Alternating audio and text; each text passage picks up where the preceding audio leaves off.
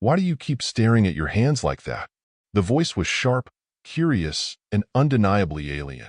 It came from a creature whose shimmering blue skin seemed to ripple like water under a full moon. Mark glanced up, startled, his fingers still glowing faintly from the strange energy that had become a part of him. I'm trying to understand it, he said, his voice barely above a whisper. This power, it's not normal. It's not human. That much is obvious, the alien replied, tilting its head in a way that reminded Mark of a curious dog. Do you even realize what you've done? Mark shook his head. No. I know I've healed people, fixed things that no doctor or machine could, but I don't know why or how. The alien's eyes narrowed, its gaze piercing. You didn't just heal. You undid the rod of Zellner.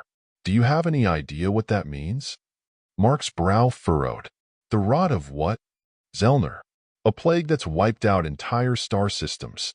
No cure, no vaccine, no hope. Until you. The weight of the alien's words settled on Mark like a lead blanket. He looked down at his hands again, the faint glow fading but the sense of power lingering.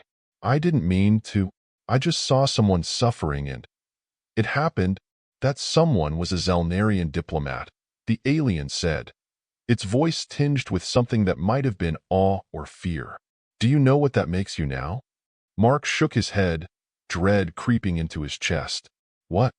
A target. The room fell silent except for the faint hum of the ship's engines. Mark's mind raced, trying to process what he just heard. A target? For what? For whom? Why would anyone target me for helping? He asked, his voice trembling slightly. The alien's lips curled into something that might have been a smile or a grimace. Because power like yours doesn't just heal. It disrupts. It shifts the balance of control. And those who hold power don't take kindly to losing it. Mark stood, pacing the small room. I didn't ask for this. I didn't want this. It doesn't matter what you want, the alien said, its tone firm. What matters is what you are now. A living cure. A walking miracle. And every faction in the galaxy will want to claim you for themselves. Mark stopped pacing, his heart pounding. Claim me? Like a weapon? Or a savior? The alien said, shrugging its narrow shoulders. Depends on who gets to you first. Mark slumped into a chair, his head in his hands. This was too much. Too fast. One day he was just a guy trying to make ends meet on Earth, and now he was, what? A galactic anomaly? A prize to be won? What do I do? He asked, his voice muffled. The alien stepped closer, its gaze softening. First, you survive. Then, you decide who you want to be in this new reality. A healer, a pawn, or something else entirely. Mark looked up, determination flickering in his eyes. I'm not going to be anyone's pawn. Good, the alien said with a nod. Then we need to get you off this ship before the others find out what you've done. Others? Mark's voice cracked. You mean there are more of you? Oh, far more, the alien said, its tone grim. And not all of them will see your gift as a blessing. Mark swallowed hard, the enormity of the situation pressing down on him. What's your name? He asked, realizing he'd been talking to this alien without even knowing what to call it. Zyra, it said simply. And if you want to stay alive, you'll listen to everything I say. Mark nodded, his mind spinning but his resolve hardening. Okay, Zyra, let's get out of here. And so began Mark's journey into a universe far larger and more dangerous than he'd ever imagined, where his newfound ability to heal would make him both a savior and a target, and where every choice he made could tip the balance of power in the galaxy. The corridor outside the room was dimly lit, the walls lined with panels that pulsed faintly with a rhythmic, bioluminescent glow. Zyra moved quickly, its long limbs making barely a sound against the metallic floor. Mark struggled to keep up, his heart pounding not just from the exertion but from the sheer weight of the situation. Where are we going? He asked, his voice a harsh whisper. To the escape pods, Zyra replied without looking back. This ship isn't safe for you anymore. Mark glanced over his shoulder, half expecting to see armed aliens chasing them, but the corridor was empty. Why are you helping me? He asked. Zyra paused, turning to face him. Because you helped me first. That Zelnarian diplomat? They're my mate. Without you, they'd be dead. Mark blinked, taken aback. I didn't know. I didn't do it for any reason. I just couldn't stand to see them suffer. And that, Zyra said, its voice softer now, is why you're different. Why you're dangerous. Before Mark could respond, a loud alarm blared through the ship, the walls flashing with red light. Zyra's expression hardened. They know. We have to move. Now. They broke into a run, Mark's human legs struggling to match Zyra's alien strides. The corridor twisted and turned, each intersection looking eerily similar to the last. Mark's breath came in ragged gasps, but Zyra seemed unfazed, its focus unyielding. There. Zyra pointed to a hatch at the end of the corridor. That's our way out. As they approached, the sound of heavy footsteps echoed behind them. Mark risked a glance back and saw a group of armed aliens, their weapons glowing ominously. They're right behind us. Zyra reached the hatch first, slamming its hand against a panel. The door hissed open, revealing a small pod barely big enough for the two of them. Get in. Mark didn't hesitate, scrambling inside as Zyra followed, sealing the hatch behind them. The pod's interior was cramped, filled with controls that Mark couldn't begin to understand. Zyra pressed a series of buttons, and the pod shuddered to life. Hold on, Zyra said, gripping a handle on the wall. Mark barely had time to brace himself before the pod launched, the force pressing him back against the seat.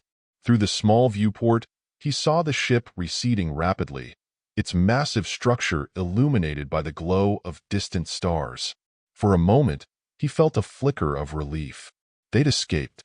But then Zyra's voice cut through his thoughts. This is only the beginning, Mark. The galaxy knows what you are now, and they won't stop coming. Mark nodded, his resolve hardening. Then I'll be ready. The pod hurtled through the void of space, a small speck against the infinite backdrop of stars. Mark sat in silence, his mind racing with questions. Zyra adjusted controls with practiced precision, its expression unreadable. Where are we going? Mark finally asked, breaking the tense silence. To a place where they can't find you. At least not easily, Zyra replied, its voice steady. There's a neutral zone, a planet called Vera. It's a haven for those who don't fit anywhere else. Mark frowned. And you think I'll be safe there? Zyra glanced at him, its shimmering eyes narrowing. Safe is relative. But on Vera, the rules are different. No faction dares to openly hunt there. It's your best chance to figure out what you're going to do next. Mark nodded, though uncertainty gnawed at him. What about you? Are you just going to leave me there? Zyra hesitated, its fingers pausing over the controls. I haven't decided yet. My mate is still on that ship. I owe you my life, but I can't abandon them. Mark's chest tightened. I didn't mean for you to. I know, Zyra interrupted, its voice softer now. You didn't ask for any of this. But you're in it now, and you need to start thinking like someone who's fighting to survive.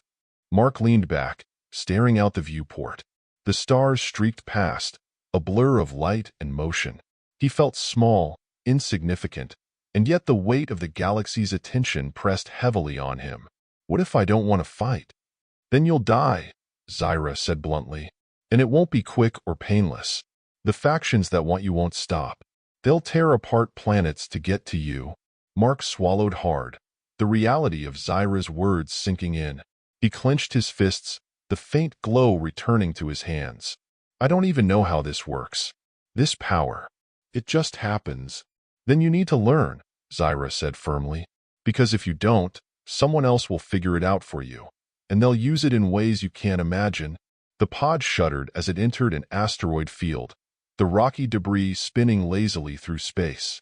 Zyra navigated with ease, weaving between the massive rocks with a grace that belied the pod's size. How long until we get to Vera? Mark asked, his voice tinged with fatigue. A few hours, Zyra replied. Get some rest. You'll need your strength. Mark wanted to argue, to press for more answers, but exhaustion overtook him. He closed his eyes, the hum of the pod's engines lulling him into a restless sleep. When Mark woke, the pod was descending toward a planet bathed in golden light. Vera's surface shimmered with a patchwork of bioluminescent forests, sprawling cities, and vast oceans. The sight was breathtaking, but Mark couldn't shake the unease that churned in his gut. "Welcome to Vera," Zyra said, its tone neutral. "This is where the galaxy's outcasts come to disappear." As the pod touched down on a small landing platform, Mark felt a surge of anxiety. The city beyond the platform was a chaotic blend of alien architecture, towering spires made of materials that seemed to shift and glow. The streets teemed with beings of every shape and size, their voices blending into a cacophony of languages and sounds. "Stick close to me," Zyra said, stepping out of the pod. "And whatever you do, don't draw attention to yourself." Mark followed, his eyes wide as he took in the sights. The air was thick with unfamiliar scents, a mix of spices, metals, and something he couldn't quite place. He felt like a child lost in a crowd, overwhelmed and out of place. "Where are we going?" he asked, his voice barely audible over the noise. "To someone who can help," Zyra replied. "An old friend. If anyone can keep you hidden, it's them." Mark didn't argue, falling into step behind Zyra as they navigated the bustling streets. He couldn't shake the feeling that eyes were on him, that every alien they passed could see through him, could sense the power that marked him as different. Zyra led him to a small building tucked away in a quiet corner of the city. The structure was unassuming, its exterior made of a dull, gray material that seemed to absorb light. Zyra knocked on the door, a series of sharp, rhythmic taps that seemed to follow a pattern. The door slid open, revealing a figure cloaked in shadow. "Zyra," the figure said, its voice low and smooth. "It's been a long time." "Too long," Zyra replied. "I need your help." The figure stepped aside, gesturing for them to enter. Mark hesitated, but Zyra gave him a reassuring nod. He stepped inside, the door sliding shut behind him.